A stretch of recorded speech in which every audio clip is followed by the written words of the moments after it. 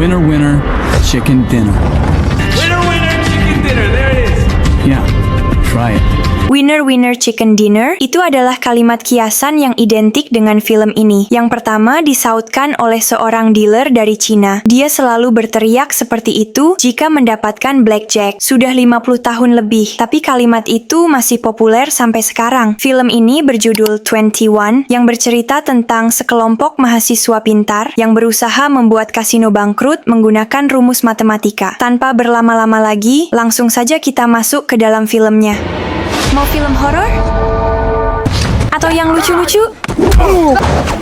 Atau mau cinta-cintaan? I figured you'd love me, Joe. Karena itulah, kita hadir untuk kalian.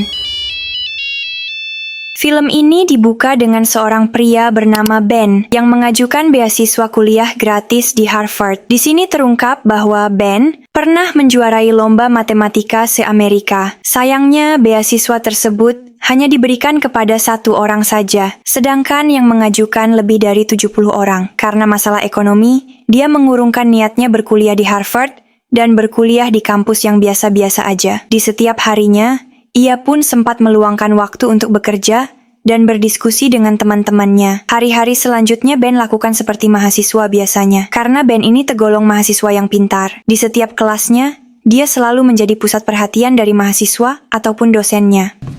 Ben Campbell. Ben, suppose you're on a game show. One of the doors is a new car. Behind the other two, goats. Door number 1. Ben, do you want to stay with door number 1 or go with door number 2? Just switch your choice.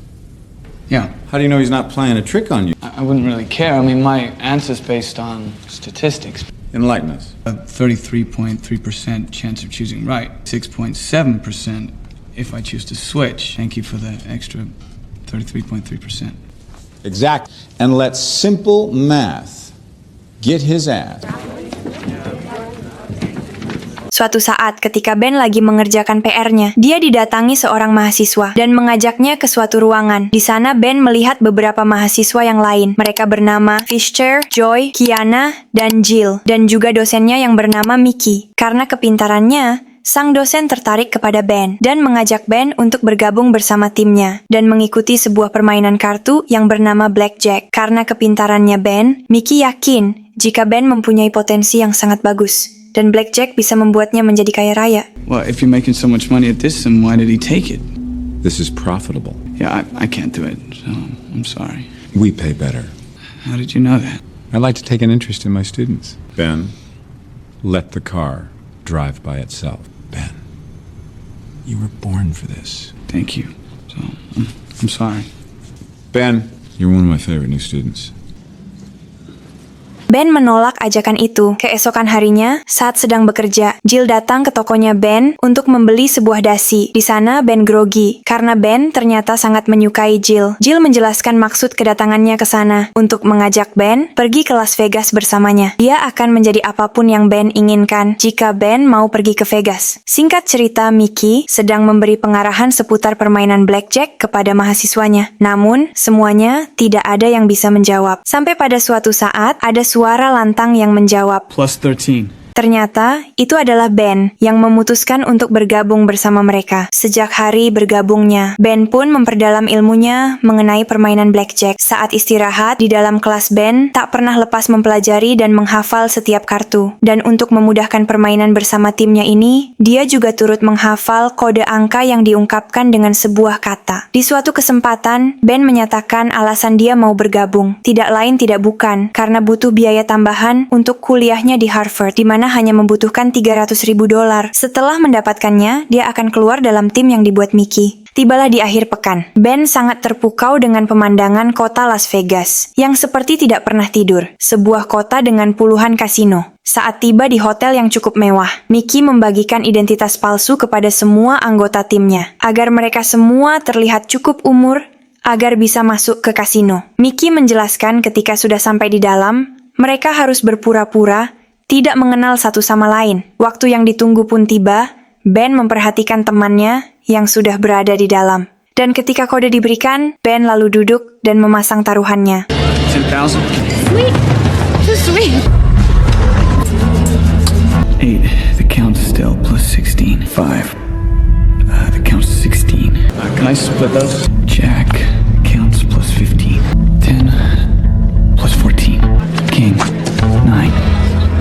Kartu demi kartu pun keluar dari tangan sang dealer. Seiring waktu berjalan di setiap mejanya, kemenangan demi kemenangan pun dengan mudah Ben raih. Blackjack. Dirasa sudah cukup, paginya Ben pulang dengan rasa senang. Siang harinya, Ben dibangunkan oleh Jill dan membagikan uang hasil bagi rata semalam. Serta ia juga memuji karena Ben bisa mendapatkan hasil yang lebih banyak dari Fisher. Ben sangat senang mendengarnya. Tak lama kemudian, Mickey mengumpulkan kelimanya untuk memberikan arahan. Sini, ia memuji performa Ben yang sangat luar biasa. Malam pun tiba, Ben kembali datang ke area permainan dan menunggu kode dari temannya. Di sisi lain, Cole, seorang pengawas kasino, mendapat teguran dari bosnya karena lalai dalam memantau permainan, sehingga mereka rugi banyak malam kemarin. Setelah mereka pulang, sesuai arahan Mickey, Ben pun merahasiakan kerjaan sampingannya tersebut. Bahkan dia juga merahasiakan itu kepada ibunya, serta Ben juga merahasiakannya kepada teman-temannya. Dengan alasan, dia pergi ke rumah saudaranya dan lupa membawa telepon. Di akhir pekan berikutnya, Ben dan timnya kembali ke Vegas dan berhasil membawa keuntungan yang besar. Bahkan setelah beberapa kali Ben ke Vegas, dia pun tak menyangka. Kini tabungannya sudah mencapai $100,000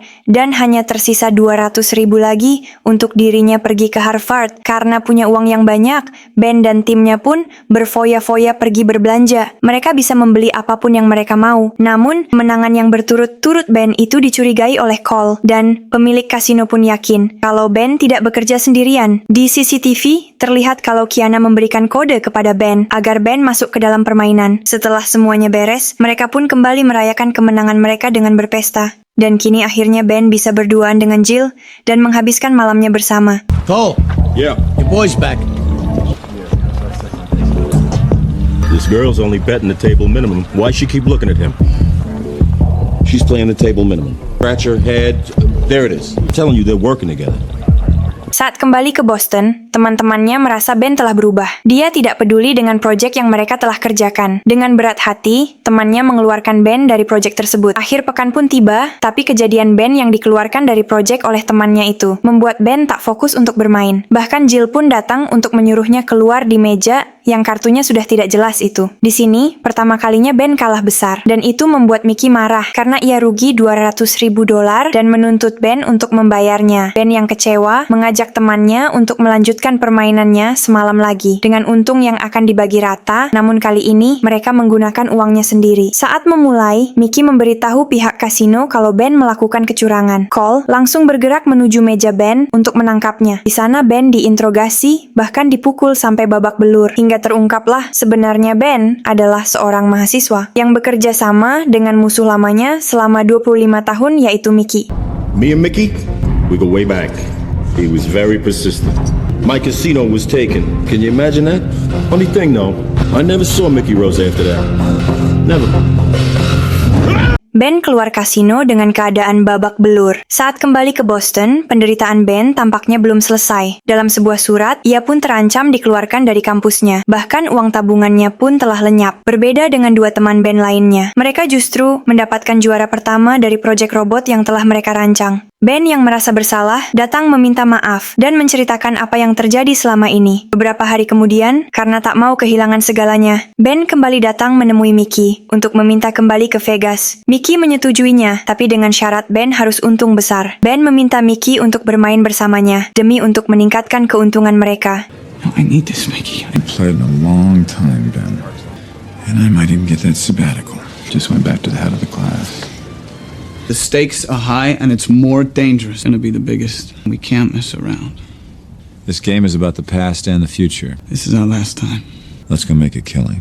Singkat cerita, sampailah mereka ke Vegas dengan rencana yang besar untuk meraup untung sebanyak mungkin. Ternyata rencana itu berhasil, bahkan Mickey pun ikut bermain. Namun saat mereka terlalu senang karena kemenangannya itu. Tapi tiba-tiba, Cole dan anak buahnya datang. Lalu mereka dikejar. Just give it a chip.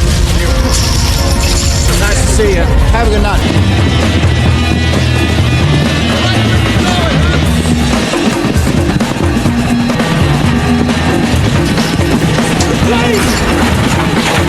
Come on, Jim. Come on. Oh, we gotta separate. Give me the chips.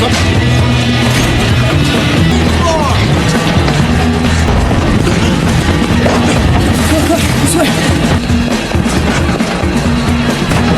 Go, go, go, go, go. Mickey yang licik meninggalkan Ben di kasino dan membawa pulang chipnya. Namun, dia tidak sadar bahwa chipnya itu ternyata sebuah permen coklat. Dan supir taksinya adalah pengawas kasino tersebut. Ternyata ini semua sudah direncanakan, dan semua ini berawal saat Ben diinterogasi oleh Cole. Di sana, Cole menawarkan kesepakatan pada Ben untuk membawa Mickey ke Vegas. Nah, perihal chip yang berubah coklat itu ternyata Ben yang memanipulasinya dengan Jill. Di mana pada saat dalam kejaran anak buah, Cole mereka menukarnya. Sayangnya, saat ingin pulang, Cole meminta chip yang dibawa Ben untuk jaminan masa pensiunnya. Di sana, ia pun mengancam akan menembak Ben jika ia menolak. Namun, ternyata semua telah Ben persiapkan dengan matang. Karena di kasino itu, dua teman proyeknya ikut bermain. Setidaknya Ben pun bisa pulang dengan sedikit kemenangan, dan film pun selesai. Kesimpulan yang bisa kita ambil dari sini adalah, jangan pernah mau dimanipulasi, apalagi sampai terlibat suatu masalah, sampai kita tidak bisa memanfaatkan kelebihan yang telah kita miliki. Dan satu lagi, judi hanya akan merenggut semua yang kita miliki, bukan memberi apa yang kita ingin miliki. Jika kalian suka dengan kontennya, jangan lupa like, tekan tombol subscribe, dan nyalakan lonceng notifikasinya, agar kalian tidak ketinggalan dengan konten yang akan datang. Terima kasih.